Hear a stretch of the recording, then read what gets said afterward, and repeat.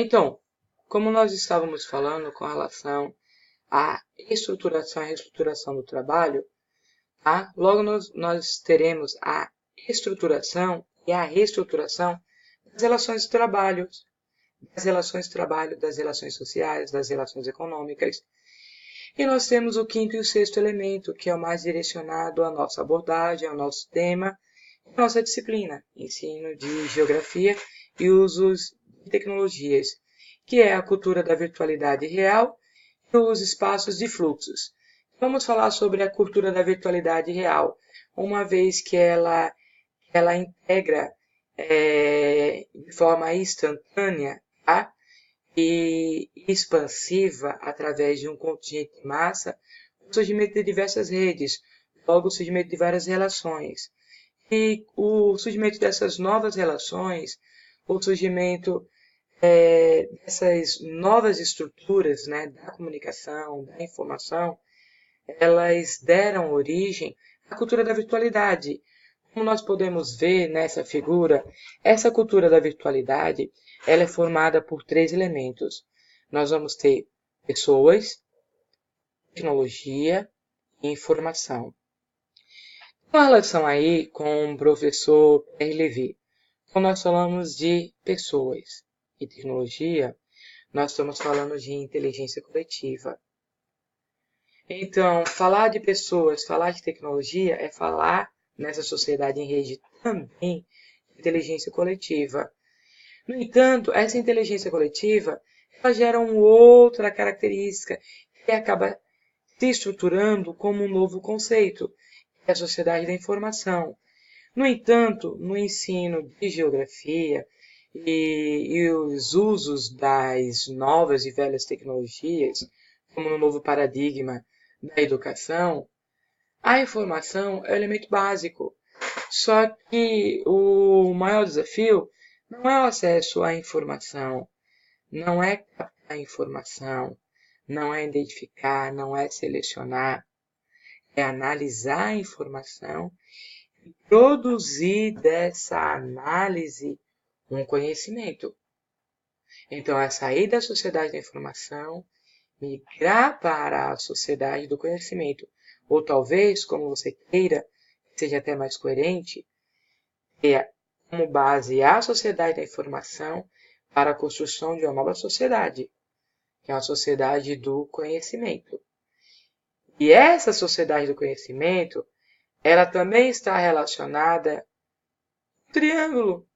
Por quê? Porque você vai ter, de um lado, a informação, do outro lado, a tecnologia, e você tem as pessoas. Só que essas pessoas, essa tecnologia, essa informação, ela está repleta de virtualidade, ela está repleta de imagens. E quando nós falamos de imagens, nós estamos falando do real, do ideal, do real, do irreal. Nós estamos falando de um modelo programado, nós estamos falando do imaginário, nós estamos falando da construção de valores, da reconstrução de valores. Por quê? Porque essa virtualidade já tem a capacidade de dominar a imaginação. Mas muito mais do que a capacidade de dominar a informação, ela tem a capacidade de estruturar ou reestruturar essa imaginação. Por quê? Porque ela está constantemente nos espaços de fluxos. Esses espaços que o professor caracteriza como intemporal. Por quê? Porque ele acontece de forma diferente, ele acontece mesmo sendo instantaneamente, em temporalidades diferentes quando nós falamos as evoluções. Primeira, segunda, terceira, quarta. Quando nós estamos falando também sobre a produção da informação, a produção do conhecimento. Expressões que, para o professor, desde a década de 90, elas já são conhecidas em todos os tempos, em todos os lugares. Em algumas culturas, de uma forma mais pop, é chamada de geração digital. Em outras culturas, tá? De uma outra forma, é chamada de geração 4.0. Mas geração digital, geração 4.0, o que elas têm em comum?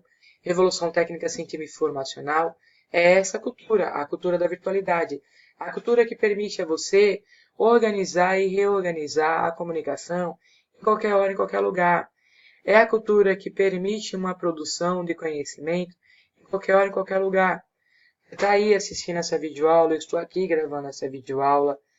Você vai dialogar, você vai produzir conhecimento, você vai discutir informação, você vai discutir dados para reorganizar novas produções.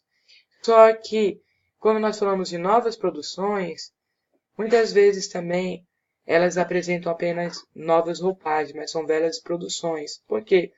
Porque elas acabam utilizando da cultura da virtualidade para enfatizar seus interesses ideológicos, seus interesses econômicos, não só dos emissores, mas dos receptores, mas muito mais dos emissores. Por quê? Porque antes do emissor, tá? Você tem aquele que pediu para o emissor propagar a informação. Então, o emissor, ele já tem essa mensagem. Essa mensagem ela foi construída com base em determinados interesses. Essa mensagem ela foi construída para reproduzir determinados interesses. Tá? O maior desafio não é essa produção. O maior desafio está na decodificação dessa mensagem que vai ser passada por esse emissor. O maior desafio somos nós, docentes, somos nós, discentes, porque somos eternos alunos. É o nosso aluno que está lá na ponta, e ele é o receptor. Será que ele, como receptor, nossos alunos, os receptores, eles foram preparados, eles estão sendo preparados para decodificar essa informação, para ver que essa informação tem uma variável econômica, para identificar que essa informação tem uma variável ideológica, tem uma variável ambiental, tem uma variável política. Então, nós precisamos compreender a mensagem e preparar esse receptor para ele decodificar. Sabe qual é a vantagem de tudo isso na sociedade em rede? Sabe qual é a vantagem de tudo isso no uso da inteligência coletiva? É que, ao contrário de alguns meios de comunicação, alguns equipamentos que processam diversos tipos de comunicação, eles permitem muitas vezes que o receptor ele seja um sujeito passivo. Ele recebe a informação, mas o meio não permite que ele propague aquilo que ele pensa. Quando nós estamos falando nos ambientes virtuais hoje, nessa cultura da virtualidade, da mesma forma que você recebe, você propaga. Da mesma forma que você lê, você pode decodificar. Da mesma forma que você processa, você pode produzir. Então, vamos trabalhar com essa virtualidade, mas na perspectiva de preparar o aluno para entender a dinâmica dessa virtualidade, que está dentro desses espaços de fluxos, uma característica específica da geografia, a questão da espacialidade, da territorialidade, do sentimento de pertencimento, que envolve a questão do lugar, que envolve a afetividade, da propagação, da dimensão, todos esses elementos que essa rede ela está realizando, que ela permite que você tenha uma aquisição, é a questão da dimensão na perspectiva da escala, tá? Vamos ver, tá? Olá. O professor ele disse que a nova lógica espacial ele chama de espaço de fluxos, em oposição a uma lógica espacial mais estática no sentido lento de apresentar mudanças significativas. Porque quando o professor começa a estudar a sociologia urbana, quando ele começa a estudar os processos urbanos, ele já começa a verificar que a partir da década de 80 e de 90, a rede ela interage nesses espaços, através de uma relação dialética, de uma relação que tem a capacidade de caracterizar o espaço como lugar. E esse processo ele desenha, ele redesenha para a manutenção, para o surgimento de uma nova função, para a produção e a reprodução dessa sociedade. Então, vamos pensar nesse espaço de fluxos na sociedade em rede, como a própria figura ela está evidenciando. Você tem aqui a questão do áudio, você tem a questão da imagem, você tem a questão da execução, da construção do vídeo, você tem a questão da leitura de livros digitais, você tem a questão do compartilhamento, você tem a iconografia, você tem games. Nossa, você tem a troca, construir mensagem, você tem tudo em um único espaço. Muitas vezes em um único clique. Não estou fazendo uma apologia ao mundo virtual, nem à sociedade em rede, porque nós sabemos do mesmo jeito que ela propaga um processo de inclusão, ela também exclui. Ela deixa a sociedade cada vez mais desigual. Ela deixa a sociedade cada vez mais segregada. E a partir do momento que você não domina, não se apropria, você acaba sendo excluído. Aí nós vamos ter novos tipos de analfabetismo, o analfabetismo midiático, o analfabetismo digital. E esses novos e velhos analfabetismo acabam criando cada vez mais gargalos no processo da produção do conhecimento. Mas nós estamos falando de uma outra dinâmica, a dinâmica da inteligência coletiva, da dinâmica da sociedade em rede.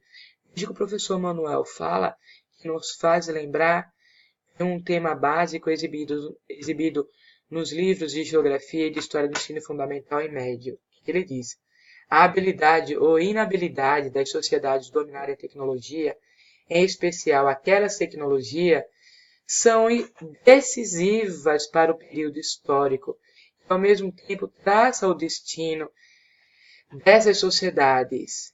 O que nós vamos ter? Vamos parar para pensar. Bem, o que tem no livro de geografia, no ensino fundamental? O que tem no livro de geografia, no ensino médio, no livro de história, sociologia?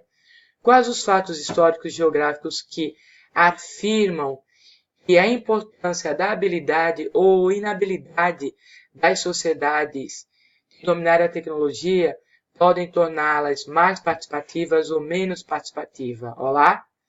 Primeira Revolução Industrial na Inglaterra, o carvão, o ferro fundido, segunda Revolução Industrial, Estados Unidos, petróleo, o aço, terceira Revolução Industrial, você tem a internet, né, a propagação dela, dos experimentos no processo da Guerra Fria, especificamente no modelo estadunidense.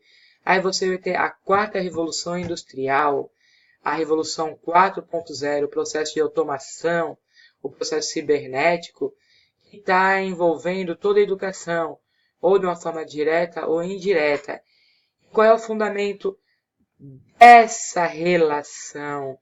A sociedade em rede, ela apresenta uma transformação qualitativa da experiência humana, através da relação entre cultura, entre natureza, entre o domínio da natureza sobre a cultura, entre o domínio da cultura sobre a natureza. E essa revolução, ela apresenta um novo ingrediente da nossa organização, que é o fluxo constante de mensagens, de imagens, que acabam reconstituindo uma nova estrutura social, uma nova ordem. Mas aí surgem várias indagações. Primeiro, como a revolução da tecnologia da informação pode contribuir na compreensão das categorias da ciência geográfica? Segundo, quais os desafios da revolução da tecnologia da informação no ensino de geografia? Vamos pensar, né? E aí nós vamos ter o quê? Nós vamos ter o MEC, nós vamos ter a Base Nacional Comum Curricular, nós vamos ter os parâmetros. E o que todos eles dizem com relação à geografia? A geografia não é uma disciplina descritiva. A geografia é uma disciplina dinâmica, porque ela trabalha com dados da natureza, da economia, da população, a partir de uma sequência linear. E nesse momento nós vamos ter essas tecnologias que permitem uma percepção melhor dessa sequência, dessa espacialidade. Então torna-se essencial no ensino da geografia o uso das novas tecnologias para que os professores possam produzir, possam ter um momento de uma prática significativa e que o aluno, esse aluno digital, ele perceba que ele faz parte desse processo e que, na verdade, ele é o principal ator desse processo. Tá? Então, nós estamos falando de ensino de geografia, nós estamos falando de sociedade em rede, verticalidade, nós estamos falando de globalização, nós estamos falando de hierarquia, nós estamos falando de isolamento, nós estamos falando de habilidade, nós estamos falando de compreensão do espaço, do território. Então, fica aí o nosso desafio. fazer uso da sociedade em rede e da inteligência